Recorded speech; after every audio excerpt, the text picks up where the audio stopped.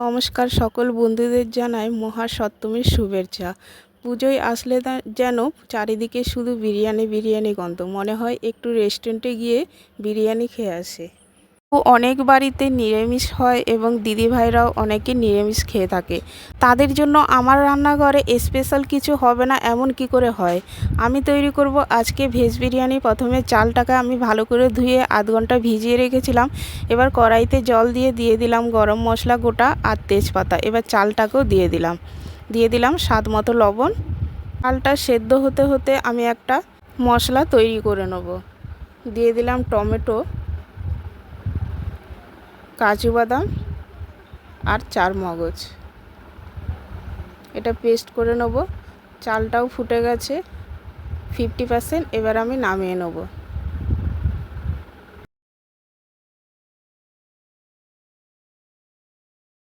ভাতটা এরকম ছেঁকে ছেঁকে তুলে নেব। এবার আলু পনিরটাকে এরকম নুন হলুদ মাখিয়ে ভেজে নেব। পনিরটা একটু বড় বড় করেই কেটেছি, আর আলুটা যেরকম বিরিয়ানিতে দেওয়া হয় ডুমো ডুমো করে ওরকম কেটেছি।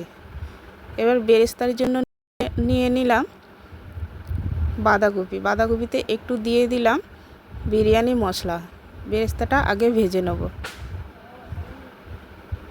কারণ এটা সম্পূর্ণ নিরামিষ ভেজ বিরিয়ানি হবে, তার জন্য আমি কোনো পেঁয়াজ রসুন ব্যবহার করব না।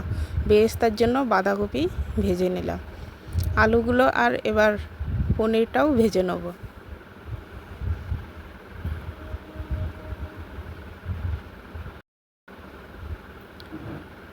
ভাজা হয়ে গেছে, এবার পনির আর আলু তুলে নিলাম।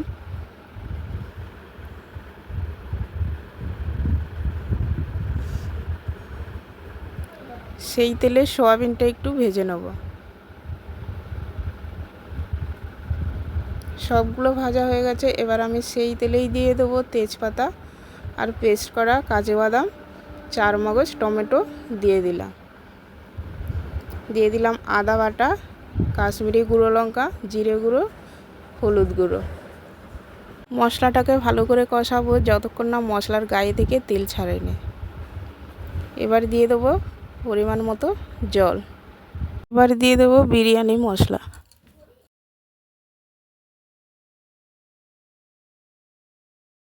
বিরিয়ানি মশলাটা দিয়ে ভেজে রাখা আলু সয়াবিন দিয়ে দিলাম। এগুলো দিয়ে একটু ভালো করে কষাবো। এবার দিয়ে দেবো পরিমাণ মতো জল, যতটা প্রয়োজন হবে। এবার ঢাকনা ঢাকিয়ে দিলাম, সেদ্ধ হবে কিছুক্ষণের জন্য। সেদ্ধ হয়ে গেছে, এবার ঢাকনা খুলে দিয়ে দেবো গরম মশলা আর ধনেপাতা। এগুলো দিয়ে নামিয়ে নেবো। আর দিয়ে দিলাম ওপর থেকে পনিরটা লাস্টে দিলাম, কারণ ভেঙে যাবে না হয়। এবার আমি বিরিয়ানি দমে দেওয়ার জন্য দুধের মধ্যে দিয়ে দেবো কেশর, আতর,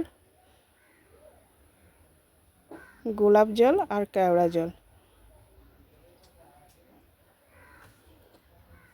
এবার দমে দেওয়ার জন্য কড়াইতে দিয়ে দিলাম প্রথমে বাটার,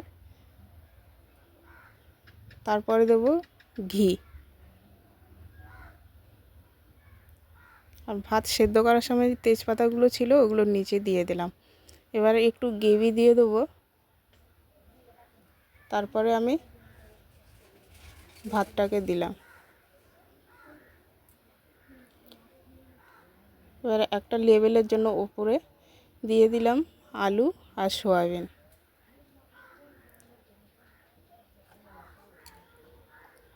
আবার দিয়ে দিলাম বাটার, ঘি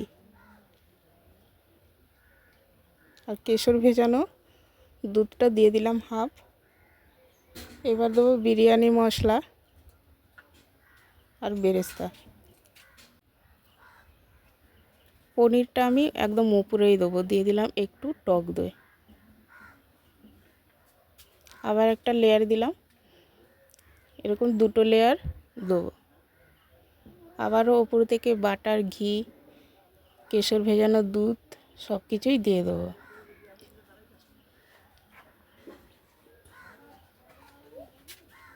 এবার ওপরে পনিরগুলো দেবো। এবার দিয়ে দেবো দমে। উপর থেকে বেরেস্তাটাও দিয়ে দিলাম, দই দিয়ে ঢাকিয়ে দিলাম। দমে দেওয়ার জন্য আমি একটা তাওয়া প্রথমে হাই হিটে গরম করে নিয়ে কড়াইটা বসিয়ে দেবো। ছিদ্র আছে যে ঢাকনাতে, ওটাও আটকিয়ে দিলাম। হয়ে গেছে ভেজ বিরিয়ানি। এবার নামিয়ে নেব। নামিয়েই দিয়ে দেবো আবার একটু ঘি। ভেজ বিরিয়ানি এতটাই টেস্ট হয়েছিল, চিকেন বিরিয়ানিকে ফেল করে দেবে। বন্ধুরা, তোমরাও এরকম বাড়িতে করে খেয়ে দেখো, তাহলে বুঝতে পারবে কতটা টেস্ট ভেজ বিরিয়ানি। রেসিপি তোমাদের ভালো লেগেছে, ভালো লাগলে লাইক কমেন্ট একটু শেয়ার করবেন, এবং ফেসবুকে দেখে থাকলে চ্যানেলটাকে ফলো করবে, ইউটিউবে দেখে থাকলে চ্যানেলটাকে সাবস্ক্রাইব করবে। সবাই পুজো ভালো করে কাটাও। সবাই ভালো থেকো এবং ঈশ্বরের কাছে এই কামনা করি।